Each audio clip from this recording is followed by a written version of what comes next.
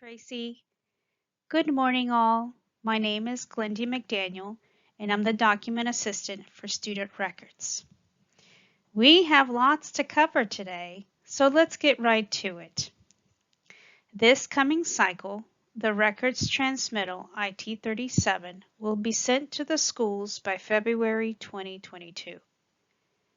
Past years, we have sent the IT-30 records transmittal during the month of December, but allowing the rollover year to happen and then sending them out makes for a cleaner transmittal list.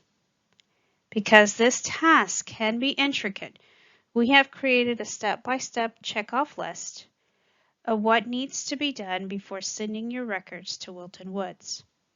The email that will be sent to you will have this new tool as well as the record transfer directions, the document management records eligible for destruction list, and the IT-37 records transmittal list. This new list is only for your convenience. Please do not feel obligated to use it. Before we take a closer look at this list, please know that we will have a Q&A part at the end of this presentation, or you can also type your questions in the chat area, and we will have our team write down the questions so that we can answer them as best as we can. So you might say, what needs to go inside of these colored label boxes? Red label boxes are for the students that have been inactive for 5 years and should be in your school's IT-37 records transmittal list. This box will be transferred to Wilton Woods Record Center for archiving. The yellow label boxes are for records that are eligible for destruction by series and scheduled times. Remember to use your eligible for destruction list provided for more important details. This box will be transferred to Wilton Woods for destruction.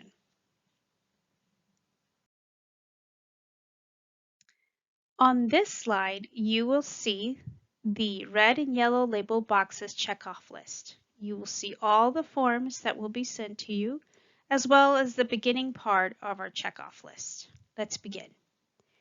So again, on February 2022, you will receive an email from the Coordinator Document Management Office with your school's IT-37 records transmittal, student records transfer instructions, records for eligible for destruction list, and now this checkoff list. The email will have complete instructions as well and give you your school's deadline for turning in your completed and saved IT-37 records transmittal. This would be a great time for you to open up your calendar and block off a time for collecting, purging, and packing your school student inactive records. We will also send out your red labels plus all these instructions by pony so that you have all these lists at hand. If you're needing the yellow, orange, or green labels, please order them through Focus. Links are after this presentation. We suggest printing out the IT-37 records transmittal list to use at hand for checkoff lists of all the students you will need to collect from your file cabinets. If you're needing additional support, we have in our hub many tutorials to walk you through it. The next step is to place your red and yellow label stickers on the narrow side of the box or boxes and write the school's name on it. The box should have a lid on it. Preferable, we recommend a paper copy kind of box and not to be heavier than 40 pounds. As we move boxes from one school to a department, they're heavy, so we gotta make sure that they can handle 40 pounds. If you're needing a box, please let us know so that way we can get that to you. Now we are looking at how to collect your short-term student records, meaning your RM3 official destruction form. And we will address what that yellow box contains and what the eligible records are for destruction. Please note that we have an RM3 tutorial and PDF examples of how to fill in your ERM3. Tracy will be sharing more about this process in a few minutes. Now we're going to see what contents you will keep in the red labeled box. In each student folder, verify the following. Begin pulling your inactive student files listed on the IT37 records transmittal. In each student folder, verify the following. Place student files in alpha order, please. Verify that the CUME file has final transcript. Please update if they do not have a final transcript. For high school and middle schools, we ask that you do not purge any report cards that are not listed on a transcript. Note, place the academic records with the most recent transcript or report cards in a descending date order. Test records for high and middle schools only. Print out the final test summary. The SIS report UTST 8502 test history card is the one you need to print out. For elementary, you can place the test folder in the yellow box. Our hub space has a quick tip on how to process this quickly for the test records.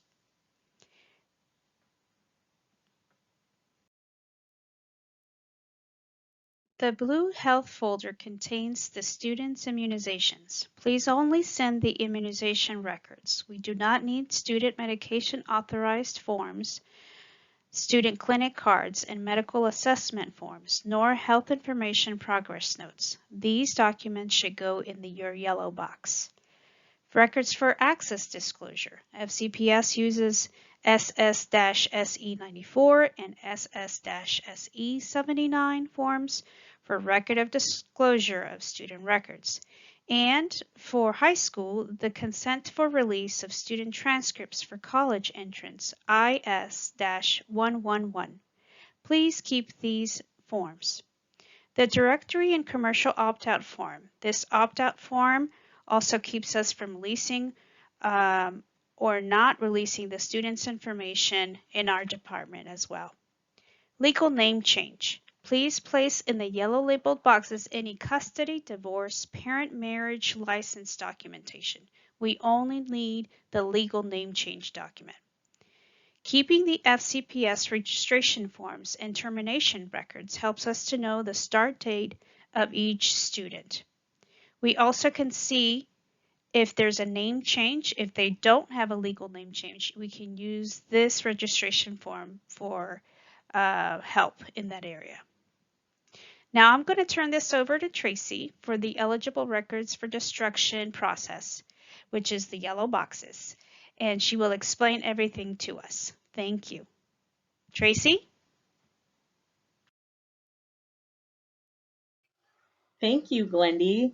I would like to talk to you all about official records that are going in your yellow labeled boxes for official destruction. These are records that we are required to keep until the end of the retention period that is defined in the Records Management Manual.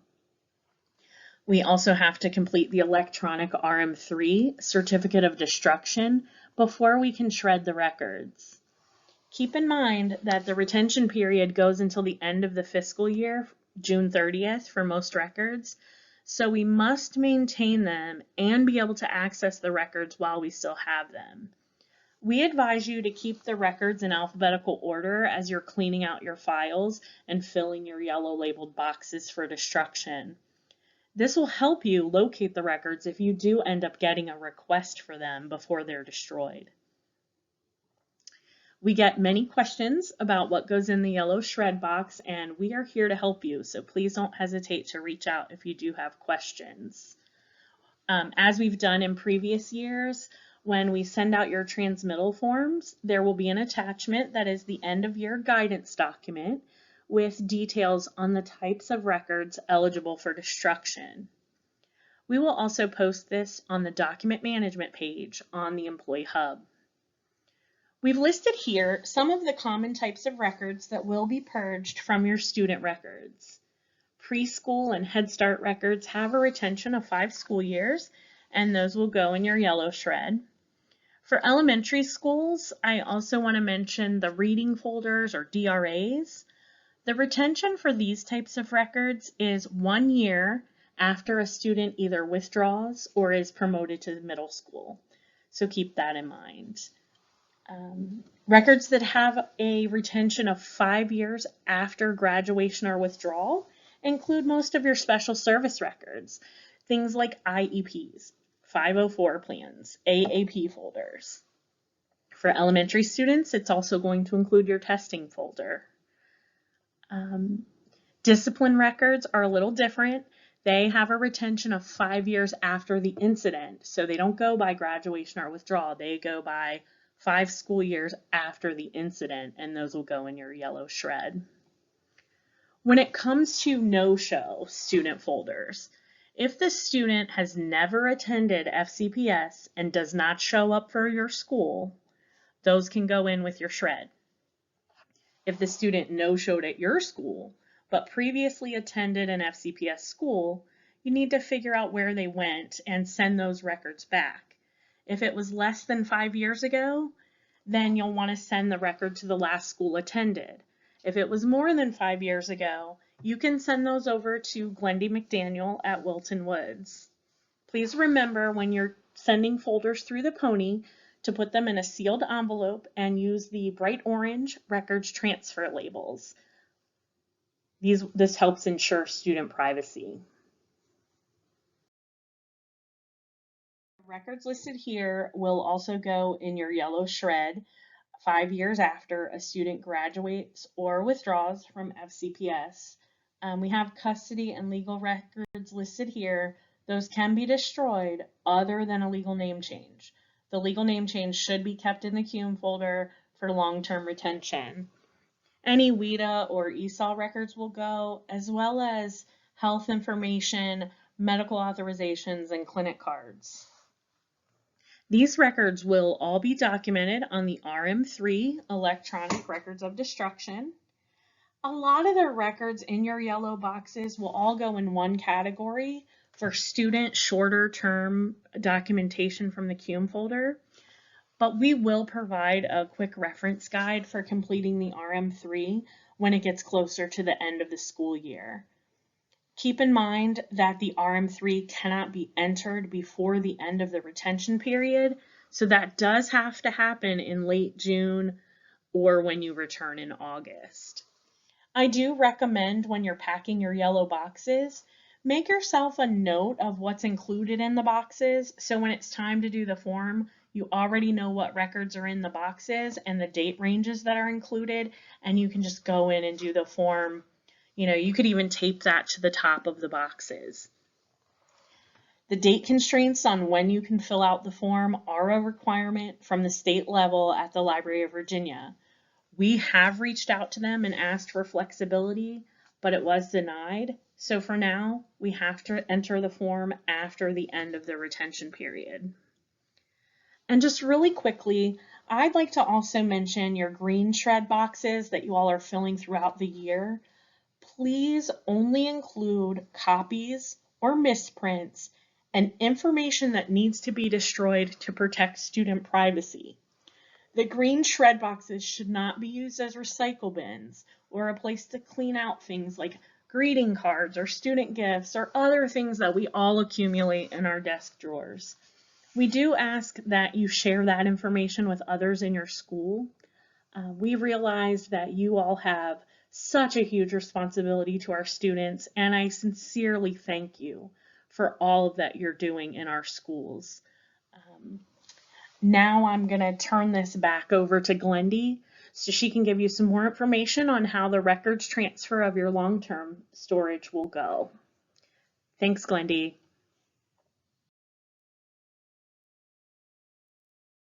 Thank you, Tracy. Last year, we sent out a flyer reminding you of when your records were due, as well as the pickup week dates.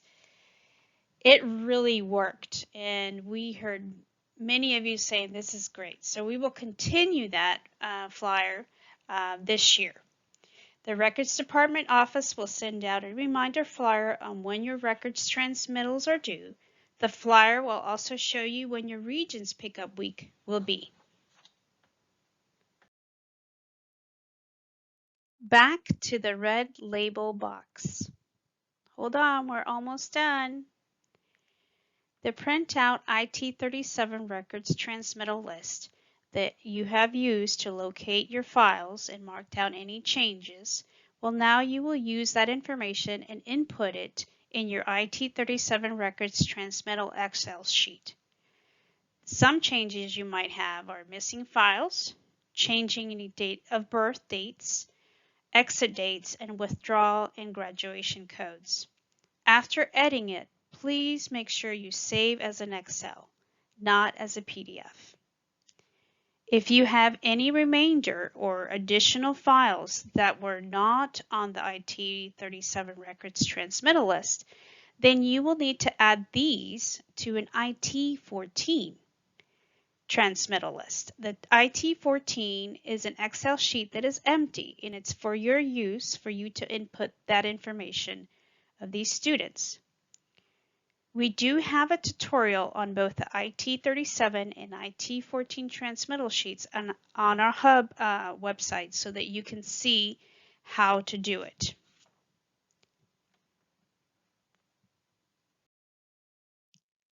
Place the additional files at the end of your last student's file on the IT37 records transmittal list in the red label box. Please print out the IT14 and place these files as well. The IT14 will be saved as an Excel format and sent along with the school IT37 records transmittal. Remember to double check these additional files to see if these students are not Head Start students, preschool, nor no-show student files. If they are, they need to be placed in the yellow labeled box or boxes.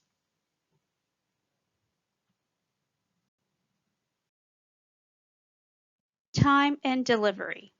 After you have completed packing up your red label box or boxes, please email the saved IT37 records transmittal as an XLS or XLSX format and not a PDF format to recordstransmittal@fcps.edu. This will notify us that your boxes are ready for pickup. Your red label boxes are ready for pickup. When you close your box, please place a hard copy of the IT37 records transmittal in the box or boxes. Once we receive the school transmittal record, we will email you a receipt notifying you that we have received it. Congratulations! You have completed your red box. Yay! Great work. Thank you so much for your hard, diligent work, your intricate work, your detailed work in putting this together. Thank you. We only have a few more items to attend to. You are at the halfway point. Go to the website and fill out the online form for records of destruction. The eligible for destruction list will have the series and scheduling time for student records and other documents that your office might need to destroy. Once the form is submitted, you as the form's creator will receive an email notifying you of your ERM3 submission and approval of the electronic form. Once approved, you will need to go to the hub to request a pickup time. Hey, you did it again! You have now completed your yellow box. Wow! Thank you again for your detailed work in completing this task as well. The Management Document Office really appreciates all that you do to collect, prepare, purge, and pack all these student cumulative folders. Because of you, we can process thousands of student folders from all of FCPS regions in a timely manner. Thank you so much for your cooperation. Before we leave you today, we want to give you a quick access links slide. This will also be on your checkoff list of all the links that you can have to support you in this process.